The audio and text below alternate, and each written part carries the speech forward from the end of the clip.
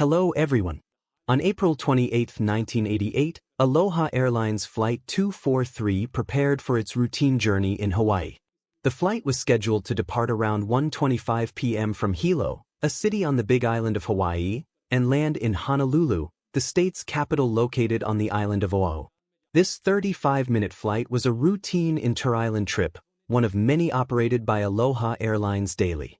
For those unfamiliar with Hawaii, it is a stunning archipelago of islands located in the Pacific Ocean and part of the United States. Known for its breathtaking beaches, lush jungles, and volcanic landscapes, Hawaii attracts millions of tourists annually. It's a tropical paradise, where the weather is warm year-round, making it a sought-after vacation destination. On this particular day, the weather was perfect. The skies were clear, the sun was shining, and passengers boarded the flight with excitement, many looking forward to their holidays. Aloha Airlines, a regional carrier, had a reputation for reliability and efficiency, operating frequent short-haul flights to connect the islands. Flight 243 was no exception. The aircraft assigned to this flight was a Boeing 737-200, a model that had been in service for years. On this day, the plane had already completed 8 flights, 3 round trips between the islands. This level of activity was standard for Aloha Airlines aircraft due to the short distances and quick turnaround times. As passengers boarded, one individual noticed something unusual, a small crack in one of the riveted panels on the aircraft's fuselage. However, believing the airline conducted regular inspections, the passenger dismissed it as insignificant. Tragically, this seemingly minor issue would soon lead to a disaster no one could have anticipated. At 1:25 p.m., Flight 243 departed Hilo with 89 passengers and 6 crew members on board. The flight was routine as it climbed toward its cruising altitude of 24,000 feet. The cabin crew, C.B. Lansing, Michelle Honda, and Jane Sato, moved through the aisles, ensuring passengers were comfortable and preparing to serve refreshments. As the plane ascended, the passengers fastened their seatbelts, following the illuminated signs. The seatbelt sign would remain on until the aircraft reached its cruising altitude. Everything appeared normal as the aircraft leveled off at 24,000 feet. But just 20 minutes into the flight, at approximately 1:48 p.m., the unthinkable happened. A deafening blast shattered the calm. The sound reverberated through the cabin as the aircraft's roof and side panels ripped away, leaving a massive hole in the fuselage. A section measuring 35 square meters was completely gone. Passengers seated in the exposed rows found themselves staring into the open sky at 24,000 feet. The sudden decompression caused chaos and confusion. The temperature inside the cabin plummeted to -45 degrees Celsius, and passengers were buffeted by winds exceeding difficult as the pressurized cabin air escaped into the atmosphere. In airplanes, the cabin is pressurized to simulate conditions at lower altitudes, allowing passengers and crew to breathe comfortably. At 24,000 feet, atmospheric pressure is too low, and the air is too thin to support normal respiration. In the event of cabin decompression, oxygen masks deploy to provide passengers with breathable air while the plane descends to a safe altitude. However, in this case, the explosion had destroyed the oxygen delivery system along with the roof. Passengers were left gasping for air, and the danger of hypoxia, a condition caused by insufficient oxygen to the brain, became imminent. Hypoxia can render a person unconscious within seconds at high altitudes. Amid the chaos, the crew's response was critical. Michelle Honda, one of the flight attendants, quickly assessed the situation.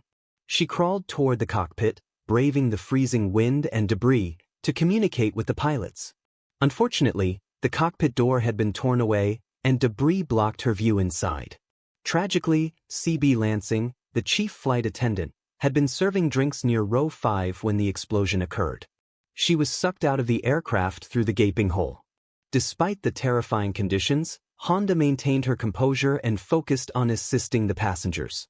In the cockpit, Captain Robert Skornsteimer and First Officer Mimi Tompkins were also grappling with the disaster.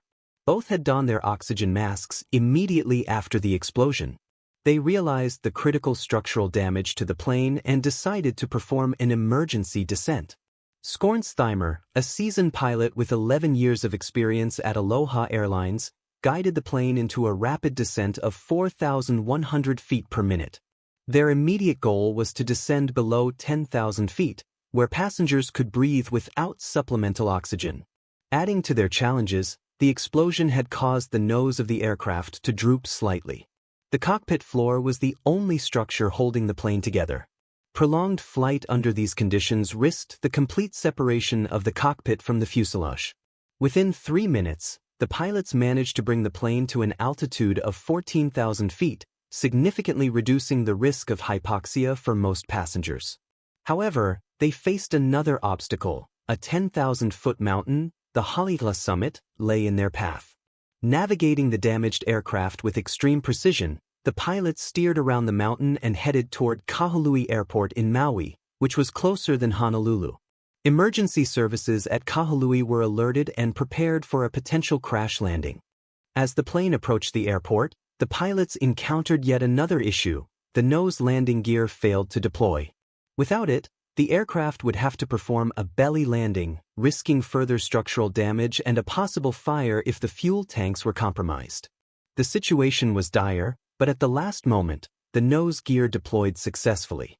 The emergency crews on the ground, including firefighters and ambulances, stood by, ready for the worst. At 1:58 p.m., just 13 minutes after the explosion, Flight 243 touched down.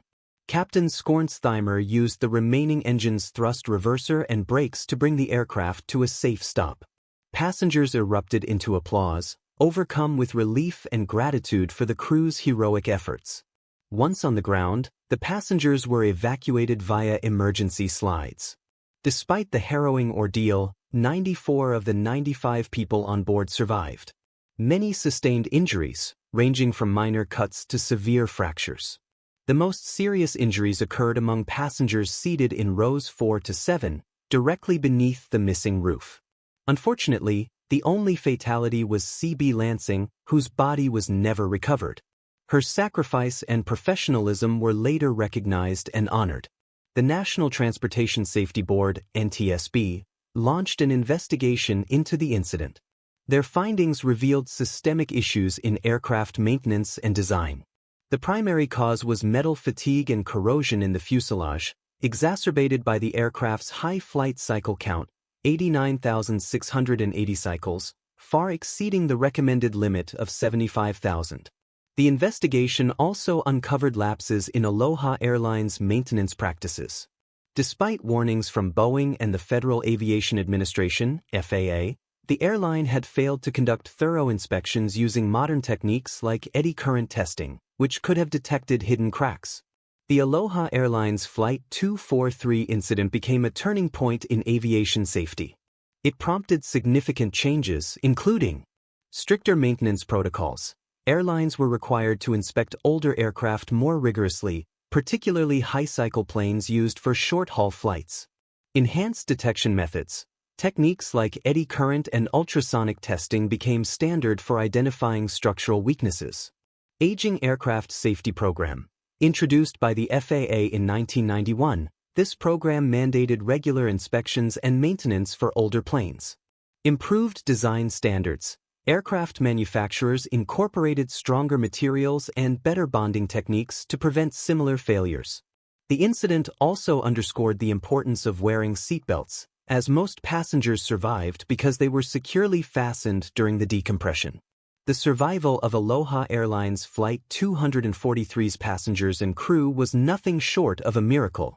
It was a testament to the bravery and skill of the pilots, the dedication of the flight attendants, and the resilience of the passengers. The tragedy also served as a wake-up call for the aviation industry, leading to reforms that have made flying safer for everyone. While the scars of that day remain, the legacy of those 13 minutes in the sky continues to shape the future of aviation safety.